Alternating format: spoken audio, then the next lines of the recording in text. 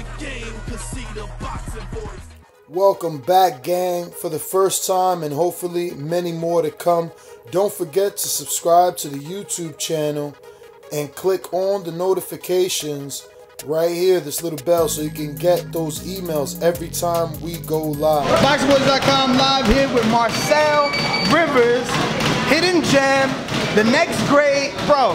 They over here like talking really high of you. I appreciate that. They're saying it's about your work ethic, the fact that you have this will to fight, to win. Just talk to us a little bit about you. I mean, you obviously have a story, late beginning to boxing. You started it, you're 30 years old right now, 6-0. Tell us why a late start. Basically, I was playing football and doing other sports and working and stuff like that. I picked up boxing late because I was just bored and I had nothing to do. So I always wanted to box when I was a kid though. But my mom, you know, she wouldn't let me. And there's certain stuff, you know, some of the gyms you had to pay for it back in the day.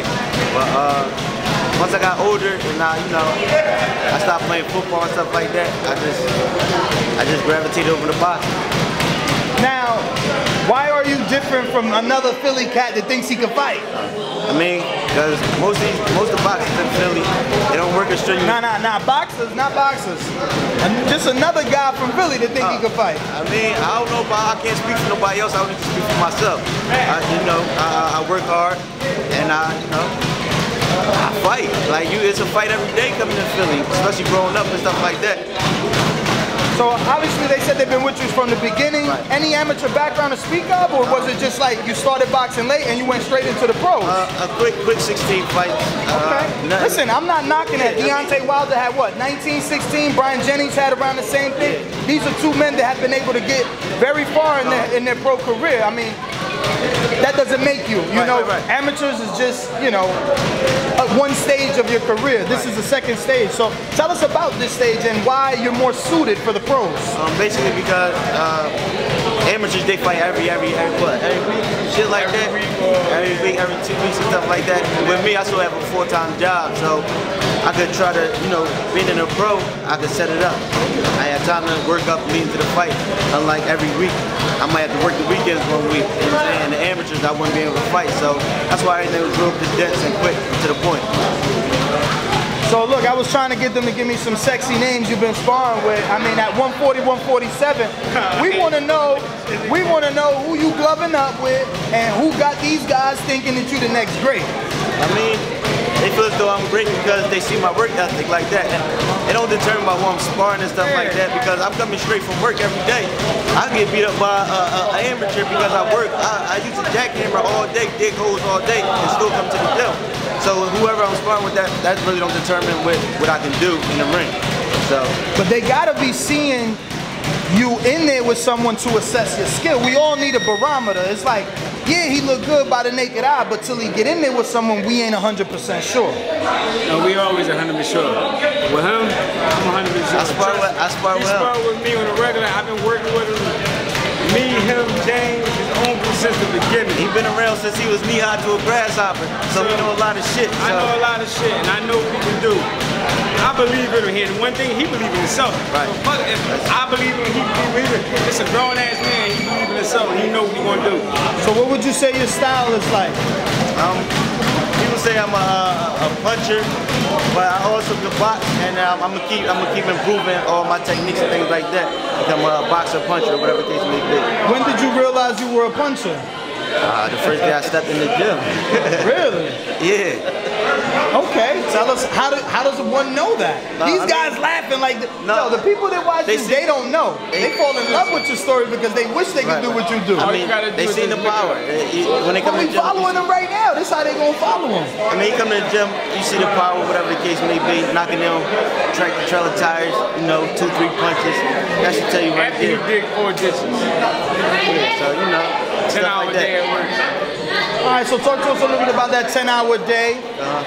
Does that affect conditioning, or are you still putting in road work too? Well, I'm definitely putting in. I wake up 4 o'clock in the morning every day, and I hit the rule. I either go to the gym or I'm out in the street, you know, during the summer and the springtime, and I'm running.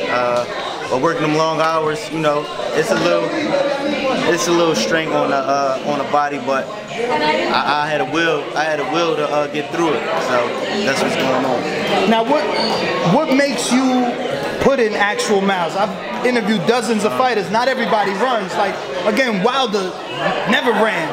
Some heavyweights, 1 mile. I've talked to other fighters, you know, maybe only 2 miles a week. What makes you put in so many miles? Well, I got to put in the miles because basically, as far as I'm coming on late, so I can try and catch it to my skill set. So the more you're in condition, you ain't got to worry about that. So the more you in shape, then you can just focus on the technique. So if I stay ready, stay with my win up, I can learn more. What's your favorite punch? The one that you like to throw, or the one that you bank on? I mean, I like the left hook, basically. I like the left hook. I like that. I was hoping it was the left to the body or to the head. Well, we're gonna start at the head and then drop it to the body, whatever case. Maybe I like that combination. That joint look like it get a lot of people out of here.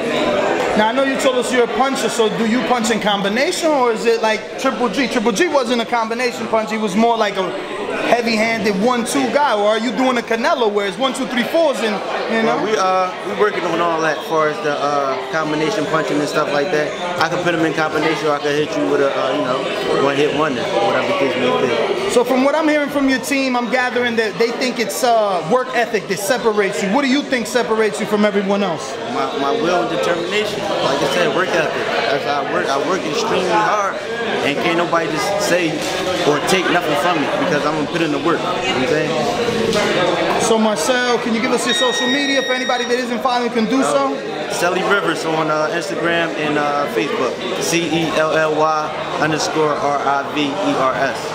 All right, man. Thank you so much. I appreciate it. Thank you. So if you enjoyed the video, feel free to hit the like, subscribe, and share. As always, if you want to support us to the next level, head over to the patreon.com/ThaBoxingVoice. We have tons of exclusive from Border Wars, from title, betting shows, the list goes on and on and on. But in addition to that, if you guys have questions for fighters, trainers, and promoters, this is where you can submit them. We will run out, get these questions answered, and put it back on the show just for you guys. Appreciate it.